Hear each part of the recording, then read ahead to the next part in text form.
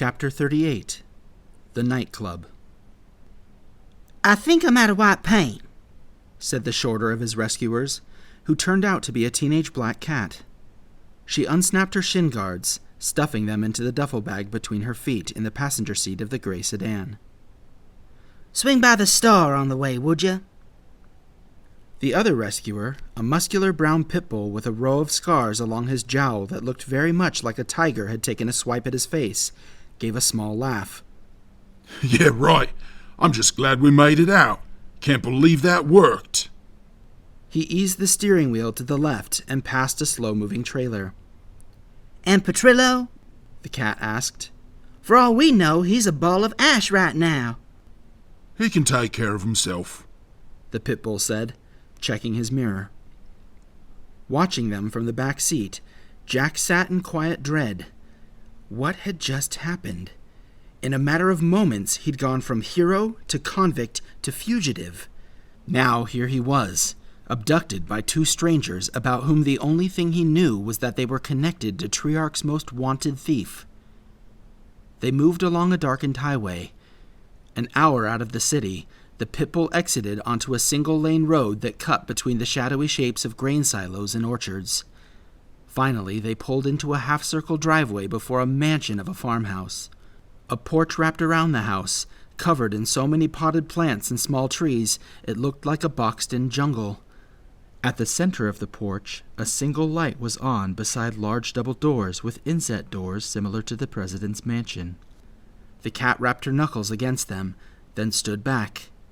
Almost immediately, the porch began to rumble. Jack looked uncertainly toward the others, wondering whether a dinosaur was about to burst through. The cat winked and smiled. The medium-sized door swung open, a palm like a large gray trash can lid pressing it outward, and a single eye peeked through. "Welcome home," the eye boomed. "I see your mission was a success." "So far," the cat said, half skipping, half walking inside. The eye pulled out of the opening and let her pass. "We'll feel more relaxed when Petrillo gets back. I hate leaving him behind." "Oh, I'm sure he's just fine," the eye said, and as Jack moved through the door and into the large entryway, he saw that it belonged to a plump, kind-faced elephant. Plump, in fact, might have been too subtle a word, Jack considered. The elephant filled the space, as though someone had fitted a tuxedo onto a small gray mountain. "And you must be Jack," he said, his cheeks pressing into his tusks in an even broader smile. "Glad we got you here." Thanks," Jack said. He looked around the space in awe. Everything was made of polished wood, from a floor so shiny that he could check his reflection in it, to a curving staircase that led to what seemed like a library, to rafters overhead that looked like each had been an entire tree at one point in its life. "Oh, do I smell peanut butter?" the cat asked, sniffing the air hungrily. "I made cookies," the elephant said, "and keep your grubby paws off them." "Of course we will," the cat responded. She and the pit bull marched down the hallway to the left, and Jack found himself alone with the elephant. "Now, there's someone who would very much like to speak with you," the elephant said, motioning for Jack to follow him. As they moved through the hallway, Jack was amazed that the elephant, who was nearly as wide as he was tall, didn't knock the frames from the walls on either side. They stopped in front of a door too small for the elephant to pass through. He opened it, looking like an oversized child playing with a dollhouse, and gestured for Jack to enter. "Would you like some tea?" he asked, squatting down and peering after Jack as if looking through a keyhole. No, thank you," Jack said. "I'll get some anyway." Turning into the room, Jack was greeted by a warm fire burning in a stone fireplace taller than himself. Two high-backed armchairs sat unoccupied before the fire, a small round table between them. Jack's eyes were drawn to a painting mounted above the mantel, and he stared, disbelieving. It was a portrait of two lions, a man and a woman. The man's mane draped around his shoulders in long ropes. His mouth was stretched into an almost goofy smile. The woman, whose paw was pressed to her husband's breast, wore a more serious expression. Her brows were high, her lips closed in a one-sided and nearly imperceptible grin. Jack thought she looked like someone not to be challenged. He looked back at the man. That face, that mane, and the brass, heart-shaped pendant that dangled over a thick knotted tie were unmistakable. A voice spoke from the doorway behind him, a voice so impossibly, wonderfully familiar that his heart seemed to both leap to his throat and sink to his stomach. "Beautiful portrait, isn't it?" Jack spun around so quickly he nearly fell over, and when he saw the figure standing in the doorway, he thought he might fall over anyway. The newcomer stepped into the room, the firelight bouncing off of his circular spectacles. He opened his mouth to speak, then shut it again. Jack stared blankly, not breathing. He took a single step toward Dr. Walraven, as though the latter might disappear if he drew too close. The doctor spread his arms wide, inviting an embrace, but Jack moved no further. "Where were you?" he asked, hearing the accusation in his own voice. Dr. Walraven lowered his arms slightly. "I'm sorry, Jack. I know you've been through a lot."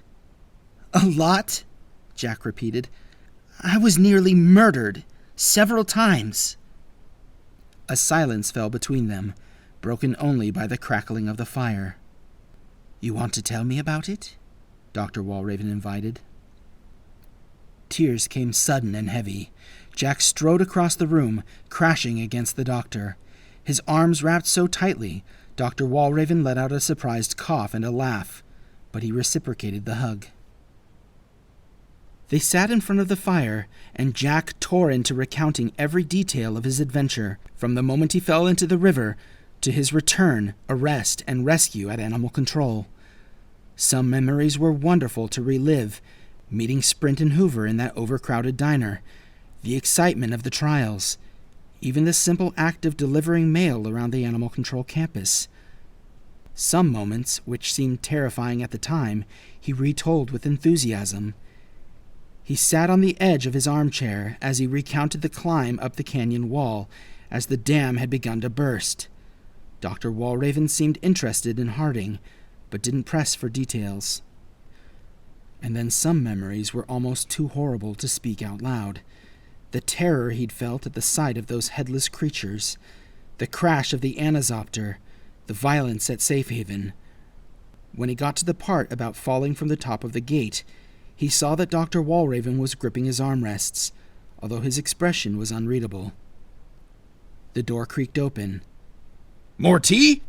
The elephant asked, peeking an eye into the room. "Yes, thank you," said Dr. Walraven, and he began to stand. No, the elephant said. You sit.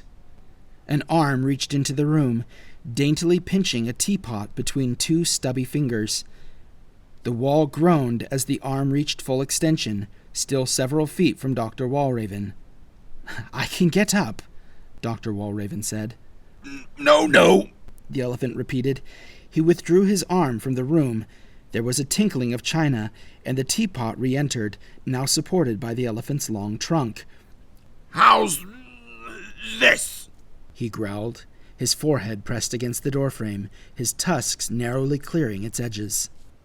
Dr. Walraven positioned his cup directly below the suspended teapot. "Yep," he said, smiling at Jack. "You're right there. Go ahead and pour." Okay, say when, the elephant sang. When he'd splashed tea into Dr. Walraven's cup, and much of the floor, he withdrew the pot and peered in again. And you, Jack? "I'm okay," Jack said, stifling a laugh. The elephant winked, then pinched the doorknob and pulled it closed once more. "I wish I could have been there for you," Dr. Walraven said.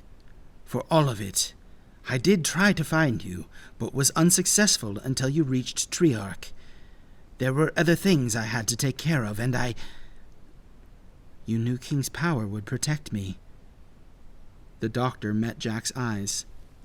"Yeah, I figured it out," Jack said, his gut tightening. In the beginning, he hadn't believed Peter's words, but the look on Dr. Walraven's face, as though Jack had just said the doctor's darkest secret out loud, served as confirmation. The silence seemed to grow heavy.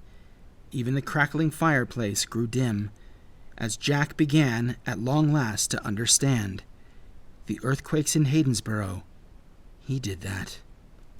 The avalanche at Hard Stop. There hadn't been any explosions. The mountains themselves had shaken. Jack had shaken them. He remembered the train crash again, remembered pushing out from under the engine. No, pushing the engine off from him. He stared into the fireplace without seeing the flames. "So then it's true," he whispered. "The sapling was a fake. King passed his powers on to me." Dr. Walraven set his tea aside, eyes fixed on Jack. "Why?" Jack asked. "Why would he do that? I'm just a kid." In response, Dr. Walraven turned to the portrait. "Because he knew, in that moment, that one of you was going to die. It was him or you. As Aaron always did, he chose the hero's path." A hollow feeling grew inside of Jack. "Then I am the reason. I'm the reason he's dead." "No," Dr. Walraven said. "He died to save—" I know, Jack interrupted, rolling his eyes. "He died to save all of us." That argument might have worked when he was younger. It didn't work now. "Yes, he did," Dr. Walraven replied, his tone understanding. "And in his place," he met Jack's eyes, and there was a glistening pride there, "he gave us you." Not knowing what to say to this, Jack remained silent. His eyes moved back to the painting above the mantel. "So what is this place? Is this King's house?" Dr. Walraven looked up at the painting too. "Yes. This is the home Aaron built for his wife Evangeline. She lives here still, and has kindly offered to allow us to use it as headquarters for the nightclub." "The nightclub?" Dr. Walraven dabbed his lips with a cloth napkin, pushed himself to stand, and turned to Jack. "I think it's best if I show you," he said, and motioned toward the door. The hall seemed much bigger without an elephant filling it up. As they walked, Jack admired the artwork, photographs, and newspapers that covered every square inch of the walls. "When Aaron and I first conceived of the idea of animal control," Dr. Walraven said, indicating the same newspaper clipping Jack had seen at the campus, depicting a young Aaron Harding with his arm draped across a young Dr. Walraven's shoulder. "We understood that no hero should go unchecked. Too much power could go to their heads. What we needed was an anti-hero. At first it was only Petrillo, a persona we'd invented that would be faceless and feared. But as animal control expanded, it became impossible for one vigilante to do the job. So together we founded a secret society, a group of anti-heroes, to keep watch on the heroes of animal control." Jack looked at Dr. Walraven incredulously. "King of Hearts hired whatever that word is, to beat up his superheroes?" Dr. Walraven began walking again. "Vigilantes. And only when they crossed the line. You saw what happened at the mill. You saw with your own eyes what Brisk was plotting. The corruption of animal control has reached peak levels. That's why we had to get the key away from them." "But if the tree is a fake," Jack started, confused. "If King gave me his... why would it matter if Brisk got to the tree?" "It's precisely because the tree is a fake that we must keep Brisk away from it," Dr. Walraven explained. "The longer he doesn't know about you, the better off we'll all be." They walked quietly for a moment, Jack deep in thought. Finally, he spoke his fear out loud. "But it's only a matter of time, isn't it?" he said. Brisk doesn't know about me, but Peter does, and so does his master, and it sounded like—" Dr. Walraven looked sideways at him as they continued along the hall. It sounded like his master worked for animal control? Yeah, Jack said, surprised. You think that's possible? I made a grave mistake in hiding too much from you for too long, Dr. Walraven apologized. I don't want to make that mistake again, but I'm afraid there's not yet much I can tell you. I've known for a long time that the hijackers were just a distraction. Your story about Peter Claythorne fills in a lot of those blanks. And as he was an apprentice, it stands to reason he may have met his master at Animal Control. They passed the front door and entered the opposite hall, which opened into a long dining room adjacent to a polished kitchen. Along windows that stretched to the rafters, a long table was positioned, with a red cloth running down the middle and 24 empty chairs surrounding it. The teenage cat and the scar-faced pit bull were seated at an island with a silver countertop, a plate of cookies between them. The cat shot Jack a serious look. You tell Henderstout about the cookies, and I will cut you. She opened her paw, and long silver claws popped outward. She smiled and winked, then retracted the claws and scooped up another cookie. Jack forced a smile, then turned to Dr. Walraven. Peter's master knows about me. It's only a matter of time before Brisk figures it out, and Animal Control comes looking for me too. So what are we going to do? Dr. Walraven met Jack's eyes, his expression grave. We do what we've always done. We fight. As if on cue, a window overhead swung open, and a dark figure climbed in onto the rafters. Hey, there you are, the cat said through a mouthful of cookie. Petrillo cocked his head sideways, staring down at the room. As you said, Dr. Walraven continued, it's not over. In fact, this is only the beginning. I hope you'll stick with us. Jack looked up at Petrillo, who seemed to be staring right through him. Looking around, he saw that the others were staring at him too. It's going to be dangerous, Dr. Walraven continued. But I need you to trust me, Jack. Of course I trust you, Jack said. You're my father. A smile touched the edges of Dr. Walraven's mouth, and he seemed momentarily unable to speak. Then he nodded and looked around the room. Well, first things first, he sighed. We're going to need to build up our team. Now it was Jack's turn to smile. He had a few names in mind.